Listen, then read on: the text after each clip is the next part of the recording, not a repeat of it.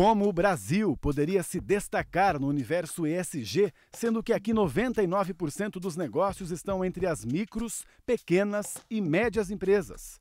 Sim, elas têm grande importância. Geram 72% dos empregos e 30% do PIB. Só que justamente pelo valor de mercado que têm, não estão listadas na Bolsa de Valores e então não entram no ranking ESG. Mas não é bem assim. Elas são diretamente influenciadas. E nesse episódio do Foco ESG, vamos entender o porquê. Quem vai nos ajudar é o Tiago Antunes, gerente de negócios ESG do Sebrae. Ser sustentável é ser competitivo, e ser competitivo você tem condições de aumentar suas margens, aproveitando aquele público que identifica e entende valor no seu produto e serviço prestado com essas práticas e também na redução de custo do seu processo. E mais, teremos um exemplo de microempresa que se envolveu totalmente com os valores ESG e está até repassando o conhecimento em consultoria. Vamos conhecer a Suelen Borelli e a empresa dela, que oferece um software para analisar o impacto da governança. Mas é uma jornada que a gente tem que trilhar, senão você não se reconhece, você não se desdobra, não desbrava, né? Empreender é um desbravamento, né? Essa é a hora do Foco ESG. Obrigado pela sua companhia e bem-vindo, Tiago. Obrigado, Pablo. Eu agradeço a oportunidade de falar desse tema tão importante para um público, né, de extremo carinho que é a micro e pequena empresa. E a gente que agradece por você vir aqui compartilhar o seu conhecimento, né? A gente sabe que o ESG ele impacta totalmente as grandes empresas e principalmente aquelas ainda que estão listadas na Bolsa de Valores, porque há parâmetros para avaliar elas, né? Quando a gente fala de médias e pequenas empresas, tem até gente que pode estranhar. Ué, mas se eu não sou listado em bolsa, eu preciso ser ESG? Mas é que existe uma influência das grandes para essas médias e pequenas, né? Você pode explicar para o pessoal entender? Claro, Pablo, vamos lá. Olhando sobre a ótica da pequena empresa, né, ela é, por dois caminhos, entre aspas, aí, pressionada a olhar para essa agenda. O primeiro deles é quando ela participa da cadeia da grande, como você colocou. Então o ESG vem forte para a grande e essa prática, esse compromisso e essa percepção de impacto, ela transborda as paredes da grande empresa, olhando para a sua cadeia, a jusante ou a montante da sua cadeia, fornecedores, distribuidores, até mesmo clientes. Nesse contexto, tendo em vista, né, que a MPE representa no Brasil 99% das empresas constituídas, é um número bastante expressivo, então a grande certamente tem uma grande proporção de MPE na sua cadeia.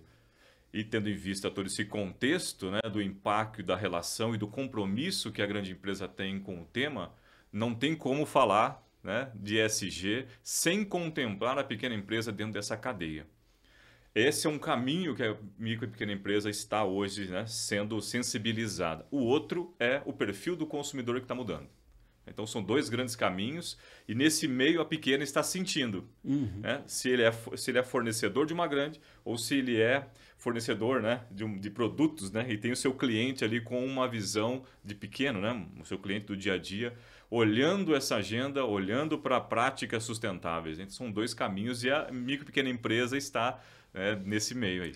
E o consumidor está tão esperto que às vezes até na embalagem ele quer saber, já quer ter informação ali de sustentabilidade, né?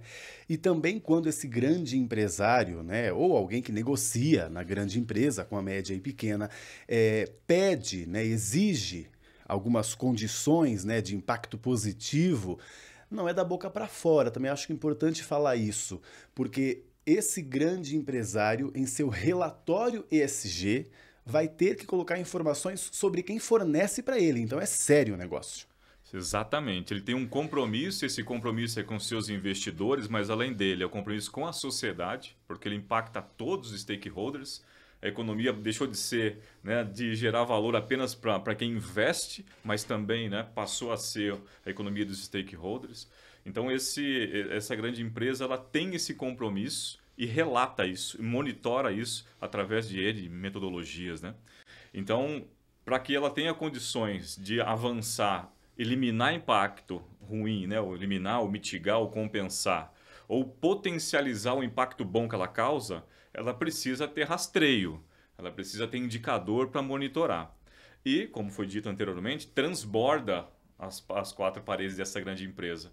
Então, ela precisa garantir que esse pequeno, seja serviço, indústria, enfim, né, que está dentro da cadeia, também tenha prática.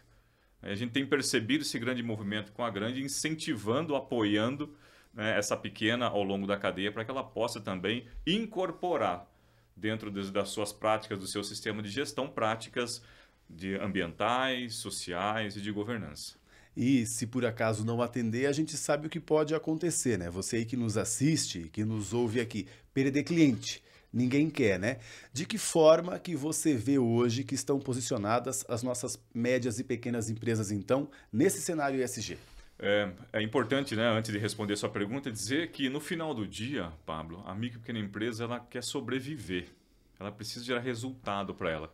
Então, 100% do esforço desse empreendedor, que muitas vezes ele sozinho, com o máximo um, né, empregado ali. Então, no final do dia, esse é o principal objetivo dessa pequena empresa. Então, no cotidiano, as empresas estão começando a perceber que, bom, se eu tiver práticas ambientais corretas, sociais e também de governança, eu tenho condições de fortalecer o relacionamento comercial que eu tenho com quem prioriza isso, com quem tem essa ótica, e também aproveitar espaços de mercado que o meu concorrente, por exemplo, não conseguiu enxergar. Então, é importante que ela entenda isso e quando ela entende, ela percebe. Bom, eu preciso me organizar, eu preciso criar condições e práticas aqui para que eu não perca competitividade. Então, nós costumamos afirmar que a sustentabilidade ESG ele é um novo modelo de gestão de negócio. E isso, sem sombra de dúvida, precisa estar no cotidiano desse pequeno negócio. Não é só mais um tópico para eu ficar de olho, né? Ele é o tópico que surgiu em cima de todos, influenciando tudo, né, na empresa. Exato, é um novo modelo de fazer negócio. É um novo modelo de entender que, por mais pequeno que eu seja, eu causo impacto ambiental, impacto social no meu entorno, contratando, não contratando, registrando ou não registrando, enfim. Eu causo esse impacto. E também causo impacto em governança quando eu não cumpro com os meus compromissos, quando eu trabalho de maneira ilegal, quando eu não faço meu compliance, né, de todas as minhas obrigatoriedades fiscais, tributárias, trabalhistas. Então, isso passa a ser integrado ao negócio. E não um tópico a mais que eu preciso me atentar. Não, eu preciso olhar para isso. Não, isso faz parte integral, né, da novo sistema de gestão. Eu sempre gosto de perguntar algo sobre o dia a dia, né, do trabalho de vocês, até para que o pessoal que nos acompanha se identifique ou não com alguma situação, fica mais fácil entender, né? Como é que você repara, então, nesses empreendedores, a forma que eles absorvem o conteúdo ESG? Até uma preocupação de que se não estão levando com certa, não vou dizer irresponsabilidade, mas ainda não entendendo a importância, a grandeza disso, né? Sim. Nós costumamos sensibilizar esse pequeno empresário em dizer que quando ele utiliza práticas sustentáveis, né, voltadas à agenda ESG, ele consegue ser competitivo. Por quê? A simples prática de você, por exemplo, criar mecanismos para reduzir a sua conta de energia, ou melhorar o consumo de água, ou reduzir o consumo de papel, ou mitigar impactos de emissão, isso gera economia. No final das contas, isso gera economia. Você olhar para dentro do seu, uma microindústria, por exemplo, né? Vamos falar de uma padaria, para dar um exemplo mais concreto. Se eu começo a olhar para dentro do meu processo de produção e identifico ali formas de gestão e mecanismos que eu elimine o consumo de energia e utilize só realmente o que precisa, que eu consiga utilizar a água de uma maneira mais racional, no final das contas, né, que é o importa, como nós falamos ali, eu sou mais competitivo, eu sou mais econômica a minha operação. Então, esse é um caminho que nós buscamos dentro do Sebrae, de mostrar para esse pequeno empresário que ser sustentável é ser competitivo, e ser competitivo você tem condições de aumentar suas margens, aproveitando aquele público que identifica e entende valor no seu produto e serviço prestado com essas práticas, e também na redução de custo do seu processo. Então são dois caminhos aí que se atentando a ele, você no final das contas passa a ser mais competitivo e a sua operação mais barata de se fazer. Acho que não vai levar muito tempo para todo mundo entender que sustentabilidade não tem só a ver hoje em dia com o meio ambiente, é para sustentar o seu cliente junto com você, é para sustentar o seu caixa, né? Sempre com as contas em dia, não é, Tiago? Inclusive, acredito que vocês no Sebrae, para passar a atender quem procura vocês com essas informações, também tiveram que se preparar, né? Como foi isso? Exato. Nós temos no Sebrae, o Centro Sebrae de Sustentabilidade fica no Mato Grosso, ele é a nossa referência técnica no tema. Então, muito do conhecimento gerado em sustentabilidade dentro da nossa rede acontece lá.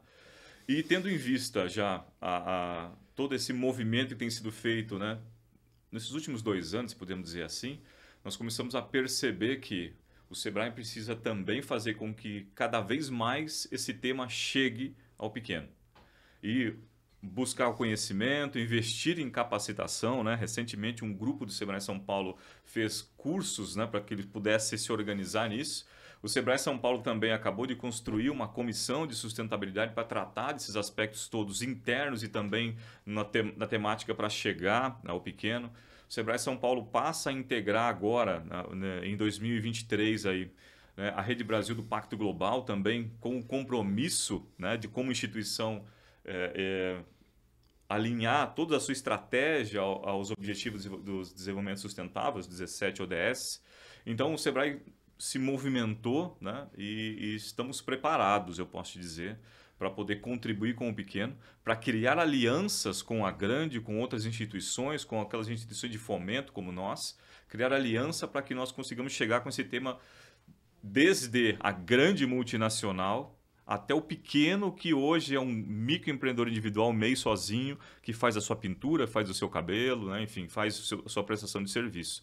Ninguém pode ficar de fora dessa agenda, todo mundo faz parte dessa agenda. E aí está o nosso desafio, Sebrae, de atender em 2023 aproximadamente 1 milhão de micro e pequenos empreendedores, enfim, MPS, e disseminar essa informação para que eles possam internalizar e a MPE também impactar positivamente na sociedade, no meio ambiente, dentro desse contexto, desse ecossistema ESG.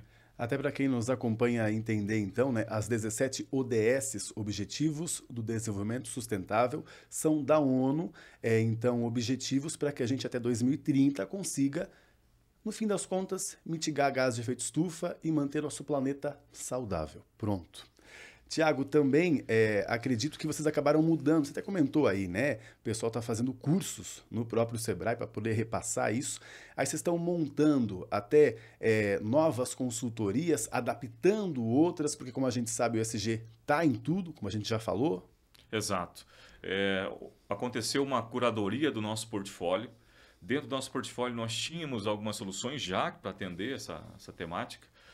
Sebrae São Paulo, junto do Centro Sebrae de Sustentabilidade, né, e outras UFs, outras unidades também, né, fizeram um trabalho dentro do seu portfólio, estão construíram e tem muita coisa boa por vir ainda de solução para poder aproximar desse pequeno empresário, né, e da comunidade, enfim, de negócio. Então, temos previsto aí, nesse próximo ano de 23, já novas linhas de solução individual, coletiva, online, EAD, para dar acessibilidade a todos aqueles que precisam e entendem importante essa temática. Tiago, inclusive, a gente tem aqui um exemplo, né? No caso, eu ia usar até a palavra aluno, não deixa de ser, porque a gente está sempre buscando aprender, e foi isso que a Suelen Borelli fez. Ela, que já é empreendedora há algum tempo, não é, Suelen? Bem-vinda! Olá, Pablo, olá, Tiago, obrigado pelo convite.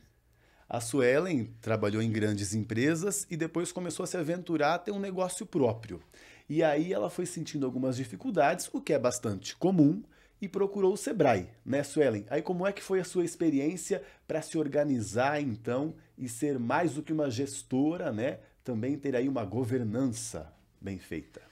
Então, parece que é um replay, né? A maioria das pessoas seguem essa jornada, justamente porque a gente passa tanto tempo num cenário controlado, a gente se torna especialista no que a gente faz, e acaba se enganando, achando que dá conta, porque sabe sobre aquilo. Não, eu vou dar conta, vou para o mercado e vai acontecer. Porém, em dado momento, você percebe que você é só o especialista, a bola do seu jogo é com você, mas existe todo um campo a ser explorado. E aí entra aquela questão, reconhecer que não sabe, né? E até tomei conta de saber sobre o Sebrae fora das empresas. Então, eu sabia que era um nome, mas não sabia o que exatamente fazia, né? E ao começar a pesquisar, aí eu tive consciência, algumas pessoas também indicaram, e eu busquei até o Sebrae na época de Piracicaba, e aí foi onde comecei a ter as primeiras orientações, né, informações sobre possibilidades, né, vamos colocar assim. E como é que você encontrou, né? Como é que foi o seu encontro com essas informações todas que o Sebrae passa, incluindo agora ESG? Bom, é uma jornada, tá, Pablo? Mas é uma jornada que a gente tem que trilhar, senão você não se reconhece, você não se desdobra, não desbrava, né? Empreender é um desbravamento, né? Conforme eu fui participando de palestras, fui tendo conversas com alguns consultores do próprio Sebrae e eu também fazendo a minha parte de pesquisar, né, mais sobre outros assuntos, eu fui começando a dar forma para toda aquela ideia, porque por mais que às vezes a gente tenha uma experiência, só vivendo mesmo a experiência do próprio empreender, que você percebe que tem oportunidades que você não enxergava, porque você estava num cenário controlado, e todas aquelas informações têm lugar, né? O que fez, no meu caso, moldar o meu tipo de negócio. Só que ESG, a gente já meio que já vive isso, querendo ou não, em multinacional, né? Por conta das ISOs, da OSHA, eu trabalhei muito tempo na segurança do trabalho.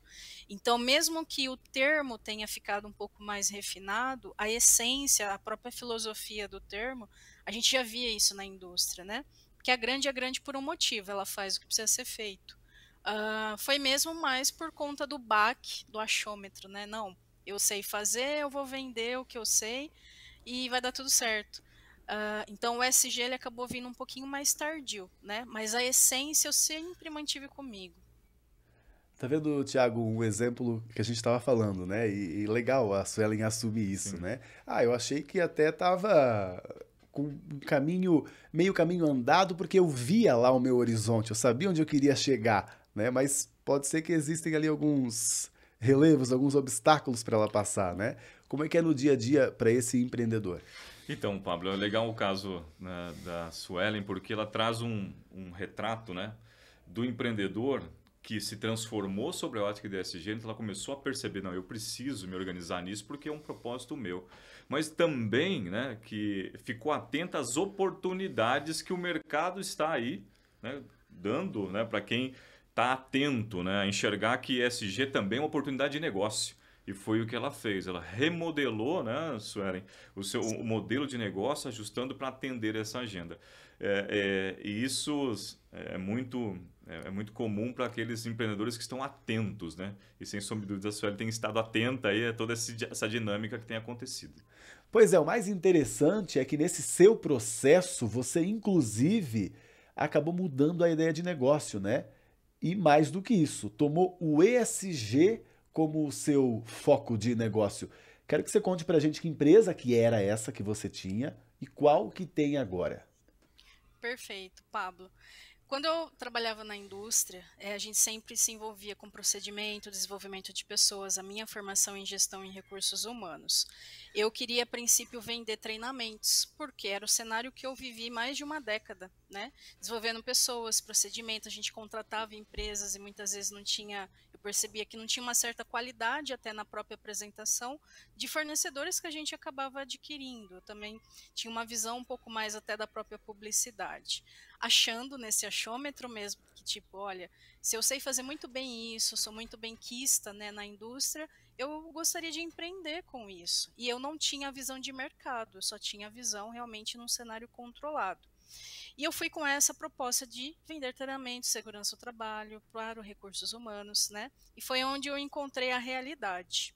E aí, nessa realidade, como eu já mencionei, eu busquei o Sebrae, que eu comecei a ver informações, é como se fosse um quebra-cabeça que precisava ser montado. E nesse quebra-cabeça, a principal peça também era eu, né? quem eu sou, realmente eu vou dar conta de fazer tudo isso? Quando você se dá conta do cenário, você se assusta, né? Então eu pivotei, né? Hoje o nosso CNPJ, por exemplo, é o mesmo desde a época que eu saí da indústria, porque justamente eu quis manter o histórico, né? E essa pivotagem não aconteceu de uma hora para outra. Pivotar significa você perceber um cenário e mudar, mas continuar ainda com uma proposta. Conversando, eu cheguei a fazer uma feira de empreendedorismo com o apoio do Sebrae em Limeira. Então, o Sebrae sempre esteve em paralelo, apoiando em alguns movimentos, justamente porque eles são fomentadores, né? É muita informação. Porém, o empreendedor ele não pode apenas ficar à mercê ou depender de uma instituição, ele tem que fazer a parte dele, ele tem que se encontrar, ele tem que moldar, né? Que foi exatamente o que eu fiz.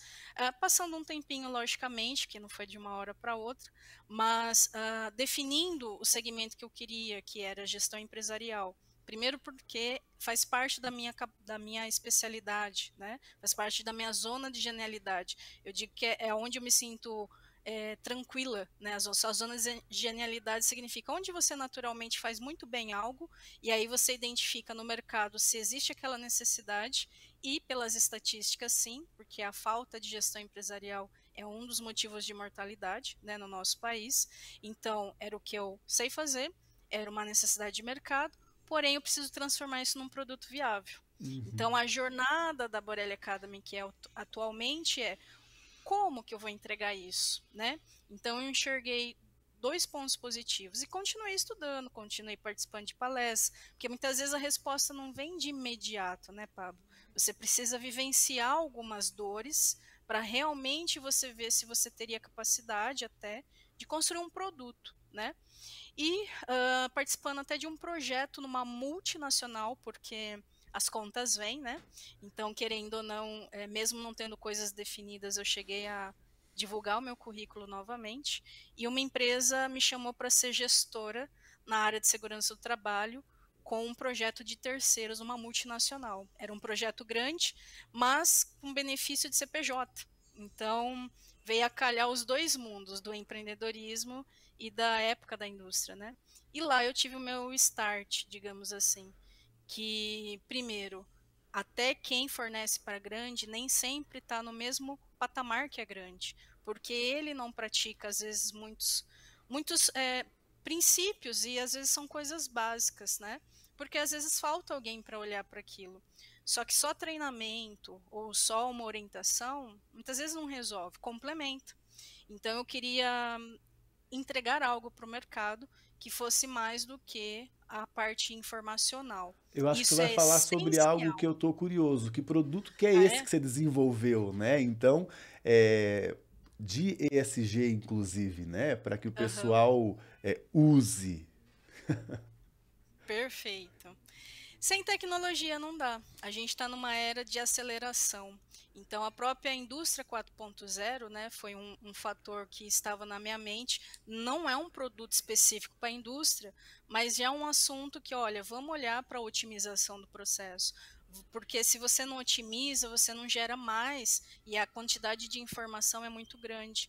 Então, eu decidi que eu só iria realmente empreender, primeiro, com algo 100% online, que tivesse uma tecnologia voltada à gestão, e aí eu comecei a desenhar o protótipo.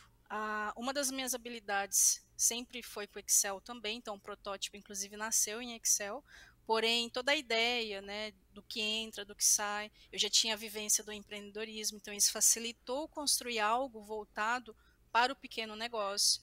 E por que o pequeno negócio? Porque eu era pequena e eu já tinha tido a dor de não conseguir vender para grande, até por não conhecimento de marketing, né, de estratégia, de network. Então, a princípio, eu foquei em dar o melhor para o pequeno, porque eles eram que mais morriam pelas estatísticas. E tem muito trabalho, Pablo, não é só porque você tem um software de gestão que acabou seus problemas. Pelo contrário, agora você tem um lugar para colocar todas as coisas que você vai aprender, porque o movimento para o mercado ele exige mais, mas a parte da organização é metade do caminho. Uhum. Então, se eu facilito isso, a pessoa vai focar no que é mais importante. E esse é o nosso produto. Uhum. Então, É um hoje tem um software, software de gestão empresarial. certo? E a sigla ESG complementa. Então, é gestão empresarial ESG. ESG veio no ano passado, Pablo. Por quê? Por conta das minhas vivências de mercado. Eu disse que eu já tinha como essência, né, a vivência, e isso eu sempre trouxe até o nosso processo. Hoje o nosso cliente sabe a importância do meio ambiente, a hora certa de contratação de pessoas. Existe um planejamento para a contratação de pessoas, porque ele precisa ganhar dinheiro. Então, ele está primeiro focado no marketing. Então, eu construí um sistema de gestão que foca em organizar a casa e olhar para o mercado com base em dados. Hoje mesmo eu tive uma experiência, fui visitar uma cliente, duas clientes, né, porque elas são sócias, e elas me falaram que elas tomaram uma decisão com base na margem de lucro delas para fazer uma parceria. E assim, eu fiquei muito orgulhosa, porque Certo. você vê as pessoas realmente fazendo uso de coisas que são simples para quem é especialista, para quem pratica, mas para quem nunca viu, não teve uma vivência de grandes empresas, é um bicho de sete cabeças. E facilitar isso em menos de 90 dias, uma empresa está falando sobre isso, eu acredito que já é o resultado acontecendo, né? Legal, é um software então para que se coloque ali as informações, organize tudo que está na sua cabeça, consiga ver oportunidades, né, de acordo com os dados da sua própria empresa. Suelen, então Perfeito. parabéns, tá, pela sua empresa, né, e também sucesso aí nessa jornada ESG. Obrigada, eu agradeço o convite mais uma vez e com muita governança a gente vai crescer no mercado. Obrigado por ter vindo. Tiago, também muito obrigado. Antes, dá uma dica para o médio ou pequeno empreendedor. Vamos lá, Pablo. Eu acho que a primeira dica é olhar, abrir o coração e olhar para o tema ESG como um tema que vai trazer oportunidade. Não é mais um trabalho, não é mais uma caixinha que eu preciso me preocupar. E sim, é o modelo de gestão que eu preciso me organizar E nem mais um gasto. e nem mais um gasto. Pelo contrário, né? Que ser sustentável é ser competitivo, é ser produtivo, é reduzir custo. Né? Eu gosto sempre de trazer que ser sustentável ele resulta em redução de custo, porque custo pega para o pequeno empresário. É verdade. Obrigado então pela sua presença aqui com a gente. Sucesso lá no Sebrae. Muito obrigado. Eu agradeço mais uma vez a oportunidade, Paulo. Obrigado também você pelo interesse nesse tema. Vamos juntos crescer para que o nosso planeta continue sendo saudável e que a gente possa também continuar empreendendo. O Foco ESG fica disponível em todas as plataformas digitais, em podcast e videocast, também no YouTube, é só procurar pelo SBT News, e também no nosso streaming do SBT Vídeos. Então, a gente se vê.